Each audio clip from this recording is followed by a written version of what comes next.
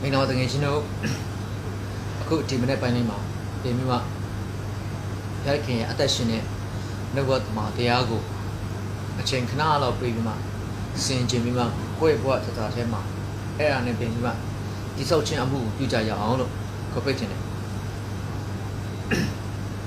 ်မိတ်ဆွေရဲ့အသက်တာထဲမှာတစ်ခါတလေမိတ်ဆွေနားမလည်နိုင်တဲ့အရာတွေလက်မခံနိုင်တဲ့အရာတွေဖြစ်မယ်ဆိုတာကျွန်တော်ပြောချင်တယ်အဲ့လိုပဲဖြစ်ခဲ့ကြတယ်လူအများကြီးရှိတယ်မိတ်ဆွေတင်မဟုတ်ပါဘူးလူတိုင်းဖခင်ကိုယုံကြည်ပါတယ်ဆိုရက်လူတော်တော်များများအများစုကအဲ့လိုဖြစ်ခဲ့ကြတယ်ကိုယ့်ဘဝမှာဖြစ်လာတဲ့အရာတွေတချို့တော့အရာတွေကိုနားလေတယ်တချို့တော့အရာကိုနားမလည်ဘူးကိုလက်မခံနိုင်ဘူးသဘောမတူနိုင်ဘူးမကြည့်ဖြူနိုင်ဘူးဖခင်အစီအစဉ်ဘယ်လိုလဲဆိုပြီးမှဖခင်ရဲ့အစီအစဉ်ကိုလေကျွန်တော်တို့အသွေးအသားကနေမလိုက်ရှောက်နိုင်တဲ့အရာတွေသဘောမတူတဲ့အရာမကြည့်ဖြူတဲ့အရာတွေအများကြီးကြုံခဲ့ရဘူးတဲ့ဒါတွေကကျွန်တော်တယောက်ထဲလားဆိုမဟုတ်ဘူးလူတော်တော်များများအထူးဖြင့်ဘုရားခင်ကိုယုံကြည်ပါတယ်ဘုရားခင်ရဲ့အမှုတော်ကိုကျွန်တော်တို့ကလည်းဘုရားခင်အသုံးပြုတာကိုခံချင်ပါတယ်ကိုယ့်ဘဝတစ်ခုလုံးဘုရားခင်အတွက်ပဲအနံထားတော့မယ်ဘုရားခင်ကြိုက်တယ်လို့ပဲအသက်ရှင်ခြင်းတော့တယ်ဘုရားခင်ပုံသွင်းမှာပြုပြင်မှာပြောင်းလဲပါဆုံးမပါတွင်တင်ပါဥဆောင်ပါဆိုပြီးမှကိုယ့်ရဲ့ဘဝတရားကိုဘုရားခင်ရဲ့လက်တော်ထဲမှာကျေးဇူးတော်ထဲမှာအနံမြောက်နှံထားတဲ့လူမှာအဲ့လိုဖြစ်လက်ဖြစ်တာရှိတယ်အဲ့လိုပဲဖြစ်နေကြတယ်ဖြစ်တယ်ဒါကြောင့်ယုံကြည်သူမိတ်ဆွေတငယ်ချင်းကိုလည်းကျွန်တော်ခွန်အားပေးခြင်းနေရပါတငယ်ချင်းဟာလွန်လည်ခဲ့ပြီးတဲ့အချိန်မှာဘုရားခင်ကိုမသိဘူးဘုရားခင်ရဲ့ကယ်တင်ခြင်းတရားကိုကျေးဇူးတရားကိုနားမလည်ခဲ့ဘူးဒါပေမဲ့အခုချိန်မှာတော့ကျေးဇူးတော်တရားတည်ပြီးတော့ယေရှုခရစ်တော်ရဲ့အသက်ပေးခြင်းကြောင့်မိတ်ဆွေကလူဖြစ်တယ်အပေငယ်ကလွတ်တယ်လို့မိတ်ဆွေခံစားပြီးတဲ့နောက်ပိုင်းမှာမိတ်ဆွေအသက်တာတစ်ခုလုံးဘုရားခင်ရဲ့လက်တော်ထဲမှာဘုရားခင်ရဲ့အစီအစဉ်တွေမှာအနံထားတယ်ဆိုတဲ့အရာဖြစ်ပေါ်လာတဲ့နောက်ပိုင်းမှာဘုရားခင်ရဲ့တွင်တင်ခြင်းမဆာခြင်းဥဆောင်ခြင်းလမ်းပြခြင်းဆုံးမခြင်းဆိုတဲ့အရာတွေကဘာကြောင့်လာတယ်လဲဆိုတာကိုဘုရားခင်သူအသုံးပြုမဲ့အရာဖြစ်တဲ့အတွက်ကြောင့်သူအသုံးပြုမဲ့လူဖြစ်တဲ့အတွက်ကြောင့်သူနော်တနေ့တော့အချိန်မှာသူ့ရဲ့ဘုန်းတော်ဟာဒီလူအဖြစ်ထင်ရှားမယ်ဆိုတဲ့အရာကရည်ရွယ်ချက်ကသူ့ဘုံမှာရှိနေတဲ့အတွက်ကြောင့်ဒီအရာတွေမရောက်လာခင်ဒီအရာတွေအစီအစဉ်မတိုင်ခင်အရှိမဘုရားခင်ကြိုတင်ပြင်ဆင်မှမိတ်ဆွေကိုလိုအပ်တဲ့အရာတွေအားလုံးဖြည့်ဆည်းပြီးတာဖြစ်တယ်။ဒါကြောင့်ဒီအရာတွေမှာကျွန်တော်အစောပိုင်းပြောသွားခဲ့နားမလည်တဲ့အပိုင်းတွေလက်မခံနိုင်တဲ့အပိုင်းတွေသဘောမတူတဲ့အပိုင်းတွေရှိတတ်တယ်။ဒါပေမဲ့ဒီအရာအားလုံးဘုရားခင်ရဲ့အစီအစဉ်ဖြစ်တယ်ဆိုတော့တည်သွားရင်တော့အနေနဲ့အများတင်ကဘောမျိုးဖြစ်မှာပဲ။နည်းတော့ဂတိကောင်းဖြစ်မှာဒါပေမဲ့အရာအကြောင်းအရာတစ်ခုဖြစ်ပျက်လာတဲ့အချိန်မှာနားမလည်ခဲ့ဘူး။ဒါပေမဲ့ဖြစ်ပျက်မှုကလည်းအဆုံးထိရောက်သွားရှင်။အော်ဘုရားခင်ဟာဒီအတွက်အကြောင်းကျွန်မကိုကျွန်တော်တွင်တင်နေပါလားဆိုတဲ့အရာကိုအဆုံးမှတည်တယ်။ဒါကြောင့်ပြဿနာရဲ့အစအဆုံးဟာခရစ်တော်ဖြစ်တယ်။ပြဿနာဆိုတာကလေယေရှုခရစ်တော်ပေးတဲ့ပြဿနာမှန်ရင်အဲ့ပြဿနာကကြာရှုံးမှာမဟုတ်ဘူး။ယေရှုခရစ်တော်ပေးတဲ့အခက်ခဲမှန်ရင်အဲ့အခက်ခဲမှာကျွန်တော်ကြာရှုံးမှာမဟုတ်ဘူး။အဲ့အခက်ခဲအဲ့ပြဿနာအဲ့ခဲရင်မှုအားဖြင့်ကျွန်တော်တို့ကလေဘုရားခင်နဲ့ယဉ်ကျေးကျွမ်းဝင်ခြင်းဘုရားခင်ကိုကျွန်တော်တို့နှလုံးသားထဲကနေအကျွမ်းမဲ့ခေါ်ဖိတ်လက်ခံခြင်းတောင်းလျှောက်ခြင်းနိကကသူနဲ့နိကကဆိုတာအကျွမ်းဝင်ဆိုတာဆက်ဆံခြင်းဆိုတဲ့အဆင့်ကိုဘုရားခင်ပြင်ဆင်ပေးတဲ့အရာဖြစ်တယ်။ဒီကြောင့်ဘုရားခင်ရဲ့အလိုတော်ကိုနာခံဝန်ခံအနံ့နဲ့တွေ့ပါတယ်။လွန်လေခဲ့ပြီးတဲ့အချိန်မှာဘာဖြစ်မလဲဆိုတာချက်ဘာဖြစ်ခဲ့လဲဆိုတာချက်လာမယ့်အချိန်မှာဘာဖြစ်မလဲဆိုတာကိုသူကမျက်မှောက်ပြီးဆွဲလန်းနေတာဖြစ်တယ်။ကြောင့်ဟေဘရဲ7မှာရေးထားပါပဲယုံကြည်ခြင်းဆိုတော့မမြင်သေးတဲ့အရာကိုတိမှဆွဲလန်းဖြစ်မဖြစ်သေးတဲ့အရာကိုနော်မျက်မှောက်ပြတာမမြင်သေးတဲ့အရာကိုတိမှဆွဲမဖြစ်သေးတဲ့အရာကိုမျက်မှောက်ပြပြီးမှမဖြစ်သေးဘူးဒါမှဒီဟာတနေ့ဒီ6ပေါက်ဧကမှန်ဖြစ်မယ်ဆိုတာမျက်မှောက်ပြနေတာဖြစ်တယ်တိမှဆွဲလန်းယုံကြည်ခံနေတာဖြစ်တယ်ဒါကြောင့်ကျွန်တော်ကလေလုံနေခဲ့ပြတဲ့အချိန်မှာဘာလို့ခဲ့တယ်ဘာဖြစ်ခဲ့တယ်လဲဆိုတာထက်ယနေ့အချိန်မှာကတ်တော်အဲမှာကျွန်တော်ပြောင်းလဲပြီဆိုတဲ့လူကမျက်ဖြန်နေတီးဟူတော့မျက်ဖြန်ပေါင်းများစွာအဲမှာဖျားလိုက်ခင်ကျွန်တော်တို့ကိုဘယ်လိုအသုံးပြုမယ်ဘယ်လိုဖျားလိုက်ခင်ကျေးဇူးတော်တရားထဲမှာကျွန်တော်ကနေ့တိုင်းမတူသောအရာတွေနဲ့ဘယ်လိုအသက်ရှင်ဇေခိုင်းမလဲဘယ်လိုအသက်ရှင်ရမလဲဆိုတာကိုဖျားလိုက်ခင်ရဲ့အစီအစဉ်ကစိတ်ဝင်စားစရာဖြစ်တယ်။အဲ့ဒီအတွက်ကြောင့်ကျွန်တော်တို့ကိုနေ့တိုင်းမတူတဲ့အရာတွေသင်ခန်းစာမတူတဲ့စိတ်ခံစားမှုရုပ်အင်ချင်းမရှိတဲ့အစီအစဉ်တွေနဲ့နေ့တိုင်းအသစ်အရာတွေနဲ့ပေးတာဖြစ်တယ်။ကောင်းချီးမင်္ဂလာအသစ်လိုချင်ရင်စုံစမ်းခြင်းဟာလည်းအသစ်လာအရာအားလုံးဟာအစ်စ်လာတယ်အကောင်းချီးမင်္ဂလာဟစ်ချီးမေတ္တာဂရုဏာတော်အားလုံးအစ်စ်လာတယ်လို့ တင်းကိုစုံစမ်းတဲ့အရာတင်းယုံကြည်ခြင်းတင်းချစ်ခြင်းတင်းတမန်တရားထဲမှာဘယ်လိုရှိတယ်လဲဆိုတော့နော်စမ်းသက်ခြင်းဆံမပွဲတွေဟာလေမိကွန်းအစ်စ်တွေလာအဲ့မိကွန်းအစ်စ်လာတဲ့အခါတိုင်းမှာတင်းကအကြရှုံးမှာမဟုတ်ဘူးဘာလို့ဆိုဘုရားသခင်ကသူ့သားလူတွေကိုကြရှုံးတဲ့နော်နလန်မထူနိုင်တဲ့အရာအခက်အခဲပြဿနာမပေးပါဘူးဘုရားသခင်ပေးတဲ့အခက်အခဲမှရင်စုံစမ်းခြင်းမှရင်ထွတ်မြောက်ရလမ်းကိုလည်းပြင်ဆင်ထားပေးရလို့ရှင်ယာကုပ်ဩဝါဒစာကပြောထားတယ်ဘုရားသခင်ပေးတဲ့စုံစမ်းခြင်းမှရင်ဘုရားသခင်ပေးတဲ့အခက်အခဲပြဿနာမှရင်အဲ့အခက်အခဲကကျွန်တော်ကိုကြာရှုံးစေမှာမဟုတ်ကျွန်တော်ကိုအဲ့အခက်အခဲမှာဆွဲချမှာမဟုတ်ကျွန်တော်အဲ့အခက်အခဲမှာနလန်မထူအောင်ကြာရှုံးဆုံးရှုံးသွားမှာမဟုတ်ဘူးအဲ့အခက်အခဲကျွန်တော်တို့ရဲ့ဘဝအသက်တာမှာခရစ်ဘုရားသခင်နဲ့အတူယဉ်ကျေးကြောင်းခြင်းဆိုတဲ့အဆင့်ကိုနော်ပို့ပြီးမှတက်လန်းနိုင်ဖို့အတွက်အဲ့အခက်အခဲကကျွန်တော်ကိုမိစာထိုးပေးတဲ့အရာဖြစ်တယ်ဒါကြောင့်ယုံကြည်ခြင်းတဲ့နဲ့ယုံကြည်ခြင်းနဲ့ပတ်သက်ပြီးမှကျွန်တော်တို့အာဗြဟံကိုကြည့်မလားယေဘုရားသခင်ပြောတယ်လူမျိုးကြီးဖြစ်မယ်လို့ပြောတဲ့အထဲကနေသူကနှစ်ပေါင်းများစွာစောင့်ခဲ့ရတယ်သူ့အထဲကနေသူ့အသွေးသားထဲကနေလူတယောက်မှမစင်တဲ့ဒါပေမဲ့သူအသက်100နော်သူ့မိမလည်းအသက်ဘောမို့90ရှိအဲ့အချိန်မှာဘုရားသခင်ရဲ့ဂတိတော်ဟာဣဇက်ဆိုတဲ့အရာပြည့်စုံလာတယ်။ဒါကြောင့်ယောသကြည့်မယ်ဆိုရင်သူ့ရဲ့အိမ်မက်ယူပါယုံကလူမြောက်များစွာသူ့ဥညွှတ်ချရမယ်။ဟိုကျဲတွေလတွေသူ့အကိုတွေကောက်လိုက်တယ်သူ့ကောက်လိုက်ကိုဥညွှတ်ချရတယ်ဆိုတဲ့အရာကိုမြင်တဲ့အခါမှာသူကအဖအိမ်မှာတိုးချောင်းနေတဲ့တိုးချောင်းနေတဲ့အကိုတွေကိုနော်ဟိုပစ္စည်းရတွေပို့ရတဲ့အတွက်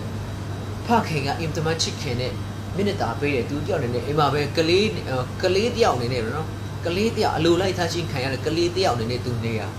သူ့အိမ်မက်နဲ့သူ့လက်ရှိအခြေအနေကတခြားစီဖြစ်တယ်။ကြောင့်အာဗြဟံနဲ့သူ့ကိုဘုရားသခင်ပေးတဲ့ယူပါယုံဘုရားသခင်ပေးတဲ့ဂတိတော်နဲ့လက်ရှိသူ့အခြေအနေကအသက်အရွယ်ကြီးရအသက်100ရှိကလေးတော်မရသေးဘယ်လိုဖြစ်နိုင်လဲ။ကြောင့်ဘုရားသခင်ရဲ့အစီအစဉ်ဆိုတာလေတင့်နှလုံးသားနဲ့တင့်အုံနောက်နဲ့နားမလည်နိုင်တဲ့အရာတွေပဲဖြစ်လာတတ်တယ်။တိုးများ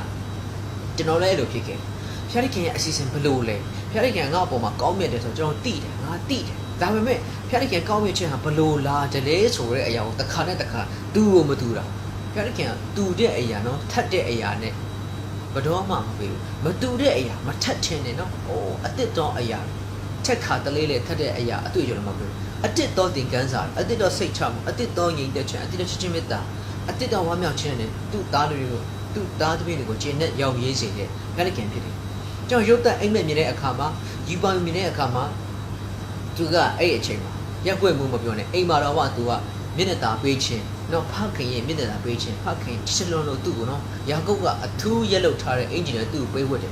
သူ့ညီကိုတွေတောင်သူ့ကိုမနာလို့ဖြစ်အောင်သူကအိမ်ထဲမှာနော်ကလေးလိုဖြစ်အလိုလိုချင်းခံရတယ်သူ့အိမ်မက်ကလူမြောက်များစွာကသူ့ကိုဝိုင်းပြီးရှိခိုးဥညွတ်မယ်အိမ်မက်